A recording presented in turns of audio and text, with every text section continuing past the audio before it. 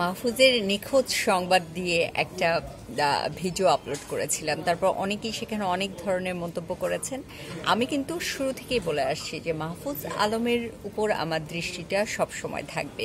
আপনারা দেখবেন দীর্ঘদিন মাহফুজ আলম কোথাও ছিল না, জনসম্মুখে ছিল না, তার কোনো খোঁজ খবর পত্রিকায় বা চ্যানেলগুলোতে বা সামাজিক মাধ্যমে কোথাওই পাওয়া যায়নি, সোশ্যাল প্ল্যাটফর্মে কোথাও তাকে দেখা যায়নি।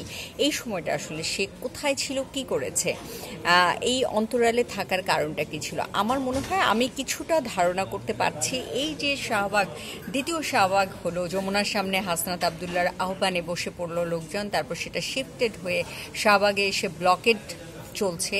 সেই ব্লকেড চার যে মানে হবে, এইটার হয়তো আলোচনা বা পরিকল্পনার মধ্যে মাহফুজ আলম ব্যস্ত ছিলেন। আমি এনসিপির যে ঘটনা প্রবাহ বা বৈষম্য বিরোধী ছাত্র আন্দোলনের যে ঘটনা প্রবাহ, সেটাকে যতটুকু সম্ভব নিবিড়ভাবে পর্যবেক্ষণ করার চেষ্টা করেছি, এবং সেটা করতে যেয়ে আমি দেখেছি যে এখানে বিহাইন্ড দ্য সিনে সবসময় এমন কিছু ব্যক্তি ছিল, ব্যক্তিবর্গ ছিল যাদেরকে আমরা এখন পর্যন্ত দেখি নাই, যারা এখন পর্যন্ত আমাদের সামনে আসে নাই। হয়তো তারা সামনে আসা প্রয়োজন মনে করছে না, অথবা না তারা আসলে সামনে আসার মতো পরিস্থিতি এখনো তৈরি করতে পারে নাই। তো এখন সেকেন্ড ফেজে আমার ধারণা একটা নাটক মঞ্চস্থ হচ্ছে আর কি। তো এই নাটকের আগের যেটা ছিল, আগের যে ঘটনা ছিল জুলাইয়ের 24 আগস্ট, এখন যেটা হচ্ছে সেটার সাথে ফারাকটা হচ্ছে ওই সময় বিপুল সংখ্যক মানুষ একত্র বোধ করেছে এই ঘটনার সাথে। আর এইবার কত সংখ্যক মানুষকে তারা অ্যাকোমোডেট করতে পারবে, কত সাধারণ মানুষকে যুক্ত করতে পারবে, এবং সে সময় আমার ধারণা বিএনপি যুক্ত ছিল ওই আন্দোলনের সাথে, এই আন্দোলনের সাথে বিএনপি যুক্ত হবে না।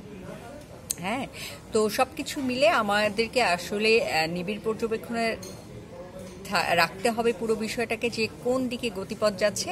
তবে দিন শেষে আসলে জনগণ নির্ধারণ করবে যে এই যে দ্বিতীয় শাহবাগ হলো, সেইটার রেজাল্ট কি আসে দেখার জন্য। তবে আমার ব্যক্তিগতভাবে মত হচ্ছে যে তারা যেটা কিছু অর্জন করতে চায় সেটা আসলে এইভাবেই অর্জন করতে চায়, যে সবাই মিলে একত্রিত হয়ে একটা চাপ প্রয়োগ করে করতে চায়।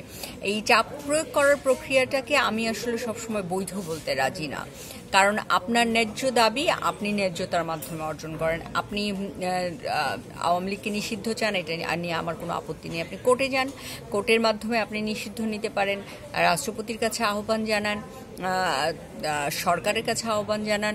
এটার একটা পদ্ধতিগত বিষয়, প্রক্রিয়াগত বিষয় আছে, সেটা আপনি করতে পারেন। এখন আজকে ব্লকেট দিয়ে আপনি আওয়ামী লীগ নিষিদ্ধ চাইলেন, আগামীকাল আরেকটা দাবি নিয়ে আসেন। এটা যদি আপনাদের পদ্ধতি হয়, তাহলে এনসিপির জন্য আমার পরামর্শ থাকবে এই পদ্ধতিটা ভবিষ্যতে আপনাদের জন্য বুমেরাং হয়ে যেতে পারে।